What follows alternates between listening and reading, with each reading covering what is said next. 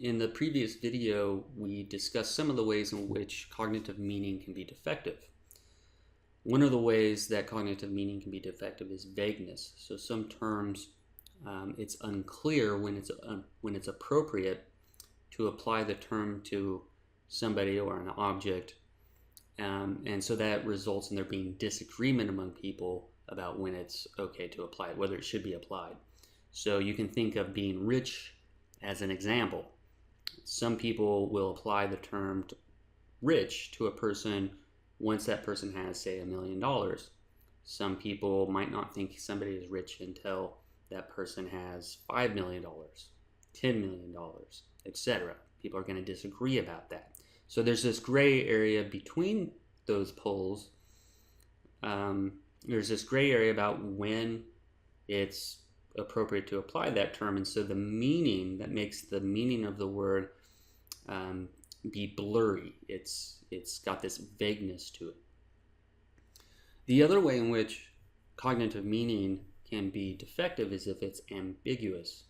So sometimes sentences grammatically are constructed in such a way that it lends itself to two meanings, or it uses an ambiguous word, a word that has two meanings, two or more meanings, and so that lends the sentence to have more than one reading.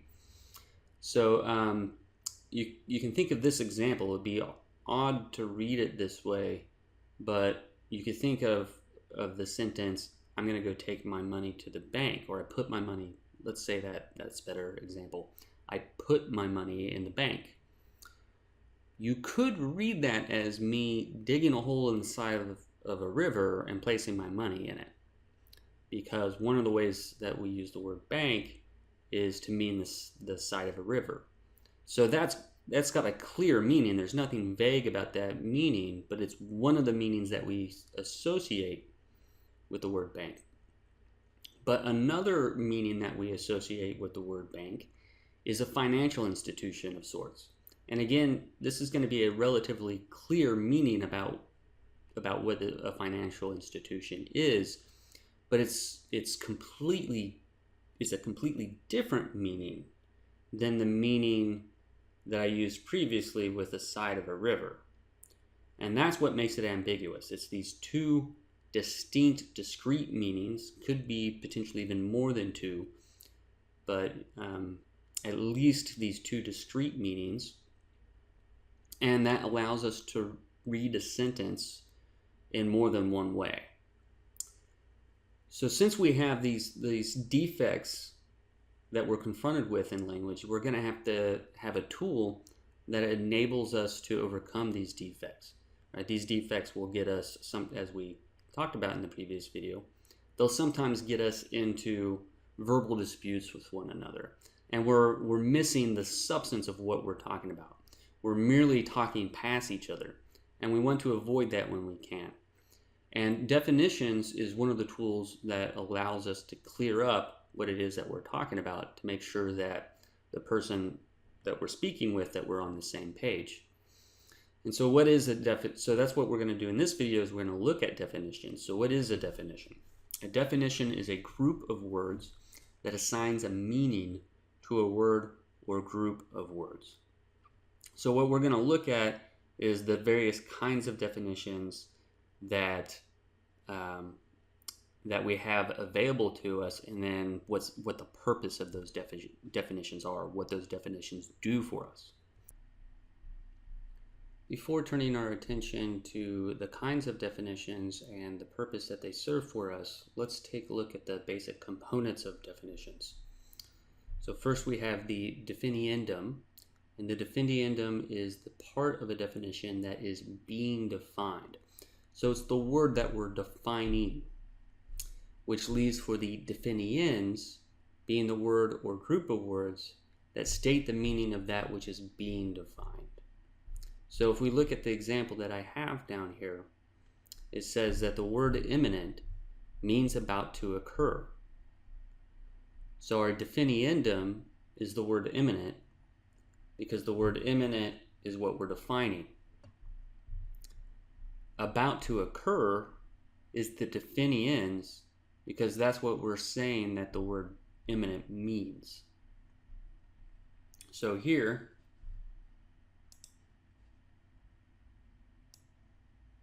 we have our definiendum, and here we have our definiens.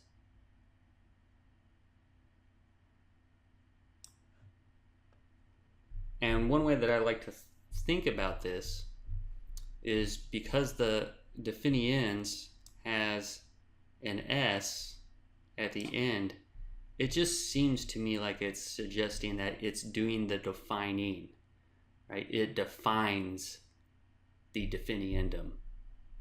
And for some reason I find that helpful, and maybe you will too. Now we're going to turn our attention to the different kinds of definitions that there are and what their purposes are. And once we've done that, we'll practice a little bit identifying the various kinds of definitions. So the first kind of definition that we're going to look at is the stipulative definitions.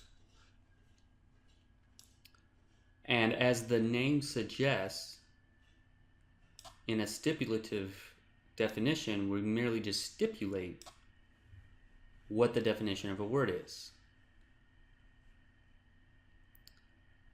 So one of the ways that we can use stipulative definitions is to introduce a brand new word.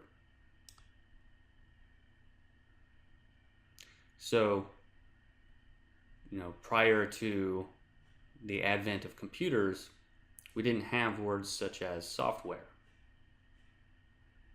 keyboard, things of that sort. So we had to make a new word and then maintain or just say, what is, keyboard means the item that we can type on for a word processor or some such thing. I don't know exactly what the definition of keyboard would be, but you get the idea. The other thing that we can do with a stipulative definition is we can assign a new meaning to a word that's already in use.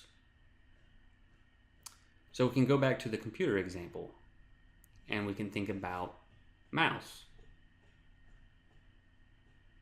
Of course, one meaning of the word mouse is, some small animal, rodent that can be a pet, but can also be a nuisance, can be a pest. And there's a bunch of other things that go on in the definition of mouse, of the word mouse. But as computers became more popular and we added more features to computers and navigating them, then we also have the mouse that allows us to move the cursor around. And so what we did is we took the word mouse and then we assigned it a new meaning. So here's an example of a stipulative definition. The word vidic means a person addicted to video games. So prior to me coming up with that word and defining it as a person addicted to video games, there was no such word. So I'm just stipulating what that meaning is. So this is how I'm going to use the word hereafter. The next kind of definition that we're going to take a look at is the lexical definition. And what a lexical definition does is it tells you how a word or a group of words is actually used in a language. So what it means in a natural language and its various meanings. So this is what a dictionary does. You open up a dictionary, you find a word, and it lists what it at least attempts to do is to list all the meanings that people in a language at that time assign to the word in question. So since that's the case, and since we can assign more than one meaning to a word, lexical definitions can help us clear up ambiguity. And then we can see that we've misinterpreted somebody and as a result have been talking past one another, right? So that's one way to overcome some of the defective aspects to cognitive meaning. So being that it's reporting how a word is actually used in language and the various ways that it's used, so the various meanings that it has, lexical definitions can be true or false. I can tell you that I can say the lexical definition of the word dog means feline, but that would be false because we actually use the word dog to mean canine. So here we have an example of lexical definition. So we take the word mine and then we try to give all of the meanings that the word mine has. So I just list 3 of them. One would be an excavation in the earth. So when we mine for gold, for instance. Another is an explosive device. So the devices we use in war when people step on them, for instance, and then they explode. And a third one is an abundant source. So you might say that the library is a mine of knowledge, right? Kind of the same thing as saying it's a treasure trove of knowledge. All right, let's look at the next kind of definition. Now we're examining precising definitions. And as the name precising suggests, the idea is to reduce vagueness. So we're making the meaning of a term that we already ordinarily use, and we're assigning it a more precise definition than how it's commonly used. And when we make a precising definition, we're going to do it for a particular purpose. So it's going to be for in relation to a particular, in this case, club or activity or some other thing. We're going to let this term mean and then give it a much more precise and specific definition than how it's commonly used. So the example I have here is the words tall person means for the purpose of determining eligibility for society membership, a human person who's over 6 feet in height. So if you're over 6 feet, then we count you as a tall person and you're allowed to have membership in our society. If you're not, if you're 6 feet or under, then we count you as at least not being tall, and you're not going to be allowed to be in our society, to be a member of our club.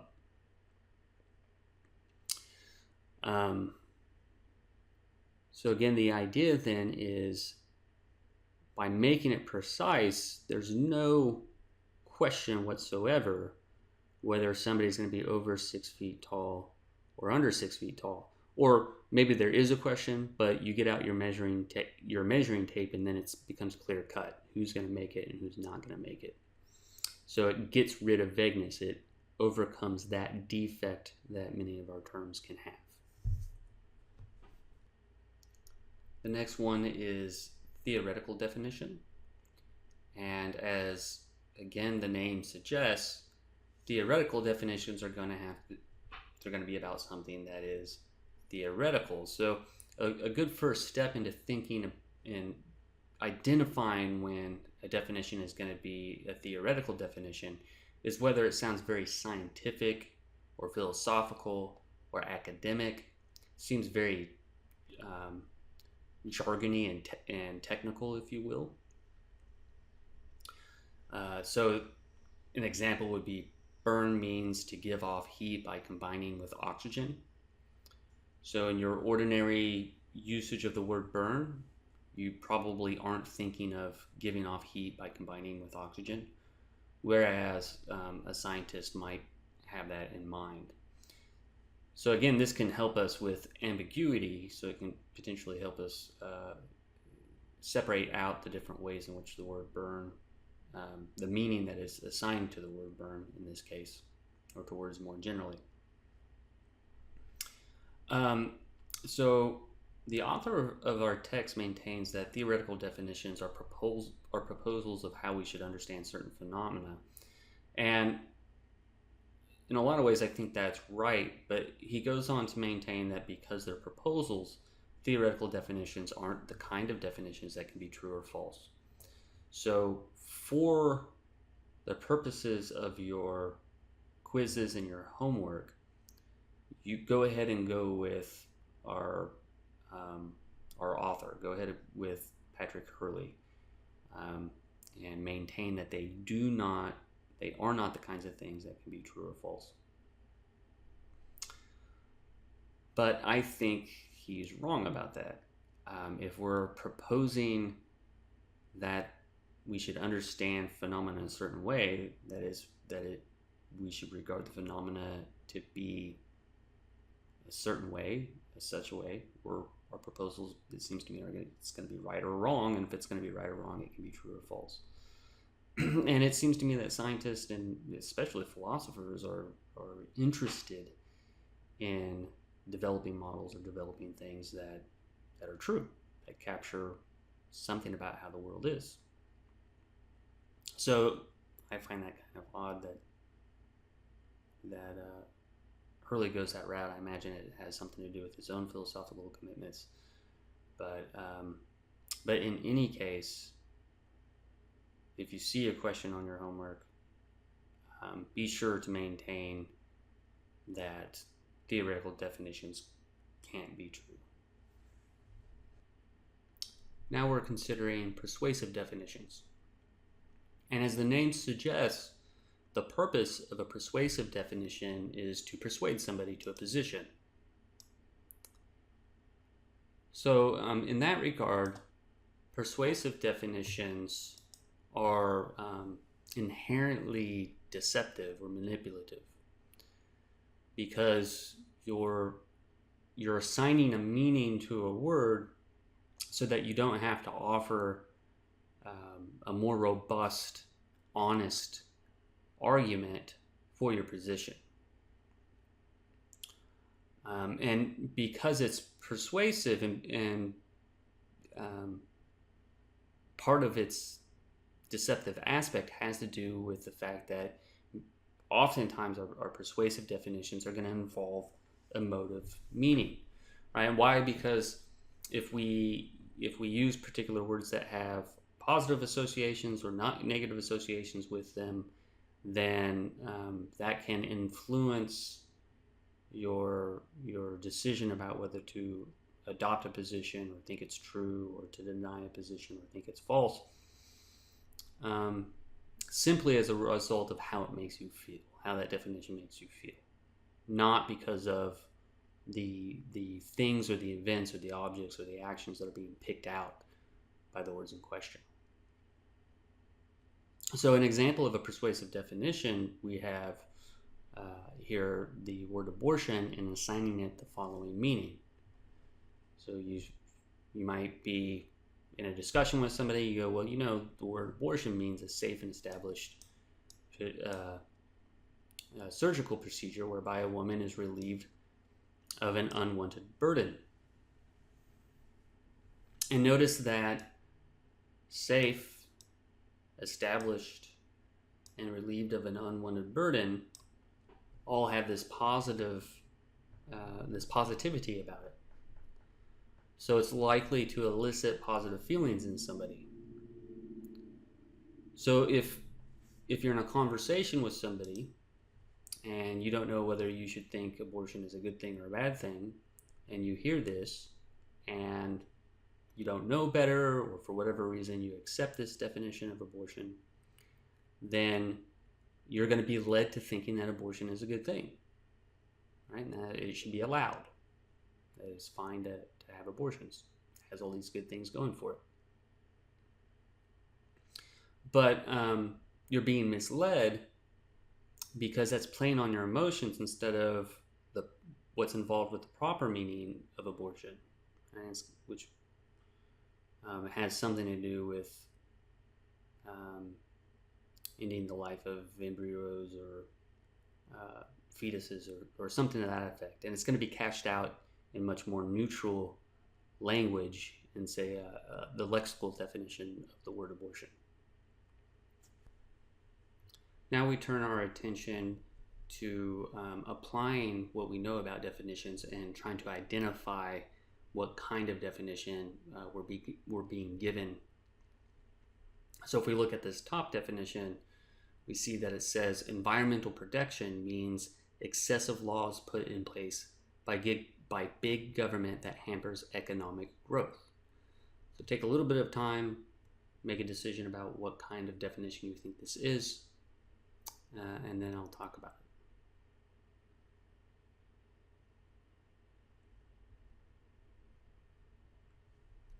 If you maintain that this is a persuasive definition, you'd be correct. And some of the features that should come out at you, that should have jumped out at you, would have included excessive laws, big government, and hampers economic growth. All of these have a negativity about them, so this negative association. And if we define environmental protection in that way, and you're willing to accept that definition for whatever reason, you're likely going to be led to thinking that environmental protection is a bad thing. It's not something that we want. Of course, the proper definition of environmental protection probably is going to be a lot more neutral. It's not going to include excessive laws. So it might talk about laws. It might even talk about that the laws are put there by government, but not big government. And it's probably going to be neutral on whether it hampers economic growth. So now let's look at the definition that we have below. It says the word bank means 1, a financial institution that lends money and holds onto people's money. 2, the sides of a river or stream. 3, a kind of shot made in the game of basketball in which the basketball hits the backboard before entering the basket. So take a little bit of time, decide what kind of definition you believe this is, and then I'll talk about it.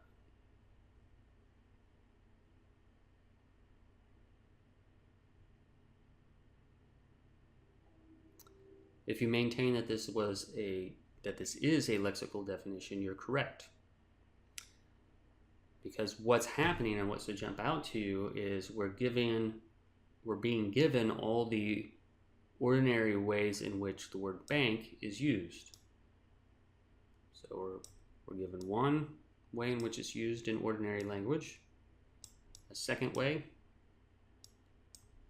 and a third way. And that tells us that we have a lexical definition on our hands.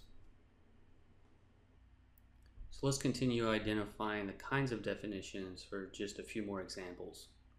So our top example says the word bald means, for this experiment on maxi growth, a person with no more than 150 strands of hair. So take a little bit of time and decide whether you think, well, what kind of definition you think this is.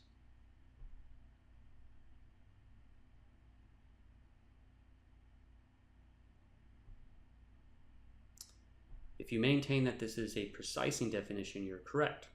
And hopefully some of the features that jumped out at you were the fact that we're giving the word bald a definition for a particular purpose. So with respect to the experiment, this is what we're going to count as being bald. And hopefully the next feature that jumped out to you, that we're given a clear-cut way of determining whether somebody is bald or not. So we're reducing any vagueness that's associated with the word bald, because the way that we're defining it is if you have 150 strands of hair or less, then you're bald. If you have more than that, we're not going to count you as bald. So we've made the definition of the word bald much more precise than it is in its ordinary usage.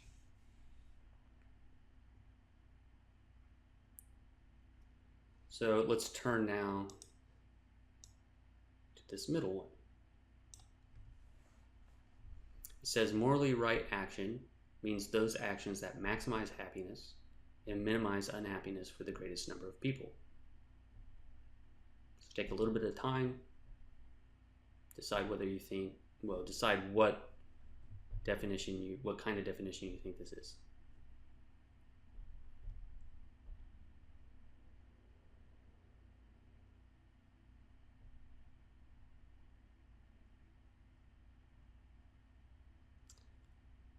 You may have found this one to be a little difficult. The correct answer is that it's a theoretical definition. It's theoretical definition because it's the utilitarian, which is a philosophical position. It's stating the utilitarian theory on what a morally right action is. This one a little bit trouble because you can probably easily identify sciencey kind of jargon and get a sense that then we're talking about a theoretical definition, whereas you're probably not as familiar with philosophical jargon or philosophical theories. But it is a philosophical theory, so it is a theoretical definition. All right, let's look at our last example. Square angle means a figure with 5 sides in which 3 sides are conjoined at right angles and the other 2 are conjoined at a 60-degree angle.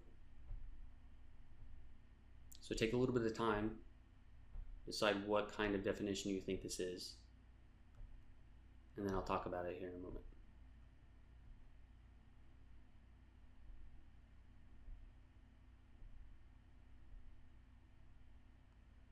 If you maintain that this is a stipulative definition, you're correct. Some of the features that should jump out to you is there is no, outside of me using it here, there is no word in our ordinary language, right, in natural English, where we have square angle. So it's a word I came up with. And since I came up with a brand new word, I need to stipulate what its meaning is. And here I'm doing just that, stipulating the meaning to be that a square angle is a figure with 5 sides in which da da da da da. So that tells us the fact that I've made up a word and then I'm assigning a definition to it. That informs us that this is a stipulative definition.